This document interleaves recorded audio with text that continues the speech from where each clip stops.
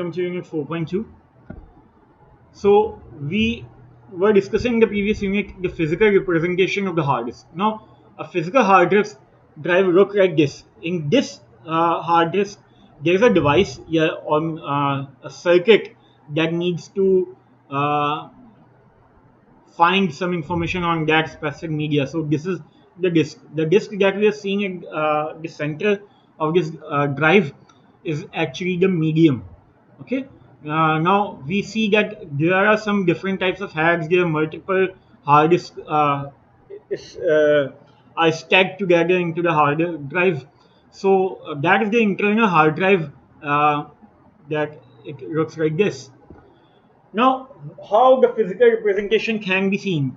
Physically, all the data that we want to store in a magnetic media or a hard drive will be stored in a small piece of tracks. These small piece of tracks are called sectors. Apart from these sectors, if we combine multiple sectors like 2 or 3 or 5 or 100 or 1000 sectors, then we will say that it is a cluster. So a group of sectors is called a cluster. Okay.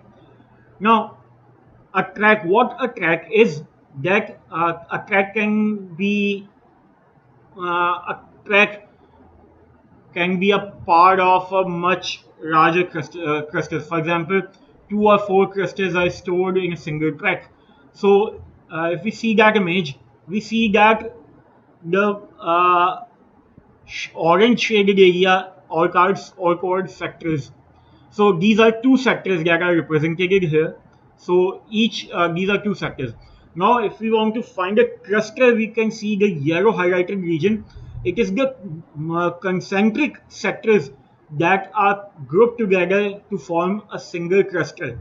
Okay, it can be three sectors as well, but it needs to be on the same track, or it needs to be on the same concentric circle. Okay. So a complete concentric circle is called a track. Okay. So why these different types of representation have been formed? Because it is much easier to find the information that way. Because in random access, even in random access, we have to find that what file are you looking for, where it is actually located. We need to find that. So by division of these things, will be very easy to find those things. Okay. Now, in Rust, what is a cylinder? This whole disk is a cylinder. So this or is a one cylinder. Okay. This group of disks is a cylinder. Okay. Now we have, apart from magnetic media, we have different types of hard drive as well. The most recent technology is the solid state drive. Solid state drive can be used as a hard disk. It is very fast because it does not have magnetic media. It has different ICs, it has transistors. That is why it is very fast. But as compared to hard disk, it is very expensive as well. We have different forms of hard disk available in the market. For example, apart from internal hard drive that we have stored in our computer, we can purchase external hard drive that are easily portable, so we can carry our data around wherever we want. Most external hard disks nowadays use USB as their interface, so it will be very easy to find the USB in every computer there. Then we have hard disk cache. Or first we see that what is the access time, what is the total access time. Access time means that if we want to find some file on a hard disk, how much time it would take to find where it is physically located. So in order to find that, we need the information of what cluster, what track the data is stored to. That is the seek time. Then we have rotational delay, because we know that magnetic disks are formed in a circle, so the head needs to point out to exact same location, and it can be only done through a motor. So a motor, what it do, it rotates the disk as the head seek the current cluster or the required cluster that it needs to find out. So that is the total access time. So total access time conclude seek time, rotational delay, and data movement time as well, because it needs to read that information and transport that information to a point where it is accessible to the user. Now, as we have already discussed in the previous 2 or 3 lectures, that whatever type of hard disk or hard drive you have, it will be much slower as compared to the processor. So, a hard disk cache is most common nowadays. You will find 16 to 32 MB of hard disk cache. That is the cache that is inbuilt within the hard disk, so it will be very easy to actually fast forward some data movement, but it will also not be that much faster as compared to the cache of the CPU. Cache of the CPU is very much faster. This cache is very slow as compared to that, but very fast as compared to hard disk accessing it. While we locate some information, we see that information, we have rotational delays and movement time. It is much faster than those at least. Then we have hybrid hard disk. Hybrid hard disk, what they used to do, that they increase the cache memory. Since cache memory is formed from the transistor, so it is very fast. So hybrid hard drive, what they do, that they have the main permanent storage of magnetic hard drive, as we see in the normal hard drives, but its cache or flash memory is much larger as compared to normal hard drives. These are very expensive and very hard to repair, so these are not very much popular. The most popular hard disk drive that we use nowadays are normal conventional hard drives or the SSDs. These became very popular, and these rose their popularity very soon as well. Okay, now what we can have, that we can partition our drive, we can better manage the information that is stored in a hard drive. So what we can do, that we can partition the total capacity of hard drives into smaller groups, and these will be some logical disk drives. The operating system, the Windows, the Macintosh, will see it as a whole different drive, that these are two different drives. This is not a single hard disk unit. Okay, so we can do that type of things in order to better manage your data and better manage your softwares and operating systems. Most commonly, what we do, that we partition a drive in such a way that the operating system can be stored on the first logical partition of a hard disk. There are different types of file system. File system defines that what will be the size of the cluster, what will be the maximum file name, what will be the convention, how the data is to be read, how the data will need to be secured on this drive. So there are different types of file systems. There is FAT, file allocation table, that is obsolete now. That was we used in Windows 3.1 and DOS. Then we have FAT32. FAT32 was very much popular until Windows 7. And then now we have NTFS, that is new technology file system.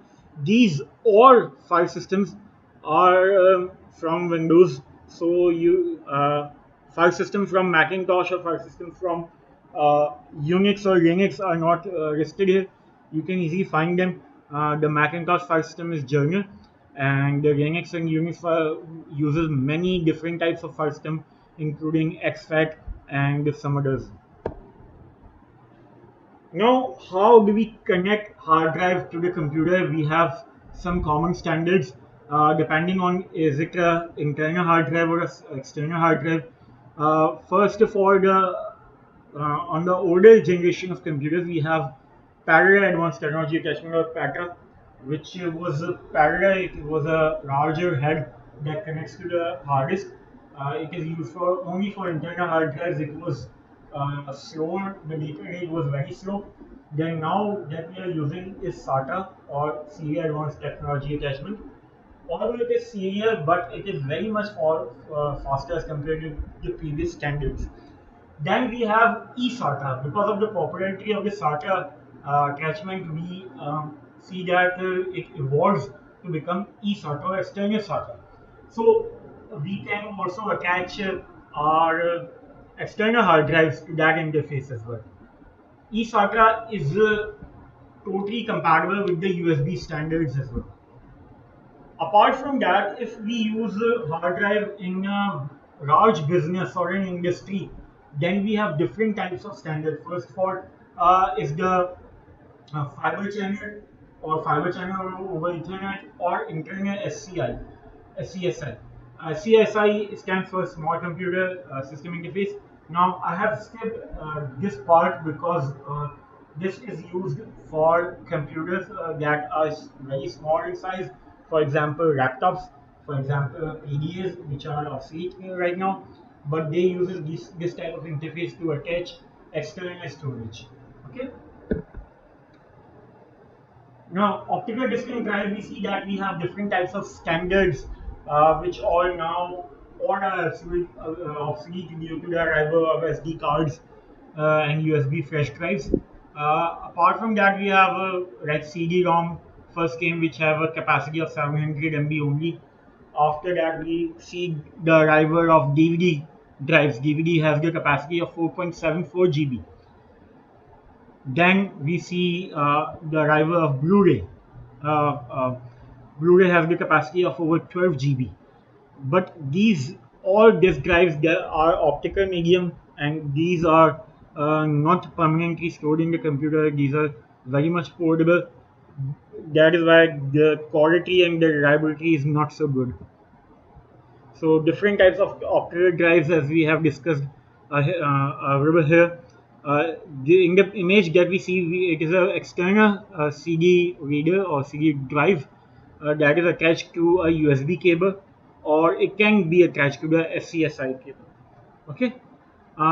Different types of drive hard disk CD-ROMs that we find can be read only, which means it can be read. We cannot write anything on it. Then we have recordable, which means you will be able to write something for the first time only. Once it is being recorded, it can only be read, it can not be rewritten. Then we have rewritables, which we can rewrite as many times as we want. We have different types of layers attachment on disk. For example, single or dual layer disk. Dual layer disks were very popular because they offer double the capacity of the single layer, but soon they become just a finishing thing, because the second layer we used to imprint some images or some content that what is stored in the disk. Okay. uh, if we are recording some data onto the disk on a recordable disk, then it is called burning. So we have different burning CD-ROM burning software available in the market. Some are free, some are very cheap. But okay, uh, CD-ROM drives can be internal, external, as we see that this image has a external CD-ROM drive. Then we have different types of standards with different sizes and thickness. Here we see the type of the disk, its capacity, and mostly what it is used for. Okay, so as we see that Blu-ray drive, Blu-ray disk is offer 25 GB and 50 GB capacities, and for movie delivery, for very high definition movie delivery. Uh, this slide just show that what application we use when we are using optical discs. So it can be used to for software programs that we purchase from the market, some clip art and graphics, music, movies, and games for consoles, because consoles, the previous generation of console does not include a permanent hard disk, but they do now. So the most consoles you will see nowadays does not have a CD-ROM in it. Okay, we have already discussed that what different types of CD ROMs are available in the market.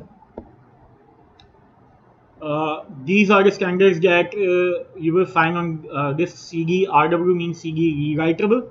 It can be written as many times as we want. DVD rewritable, DVD plus rewritable, and Blu-ray disc rewritable. Okay, so different types of standards depending on how many times it can be written, what is the reliability, what is the standard of that disc. So these are different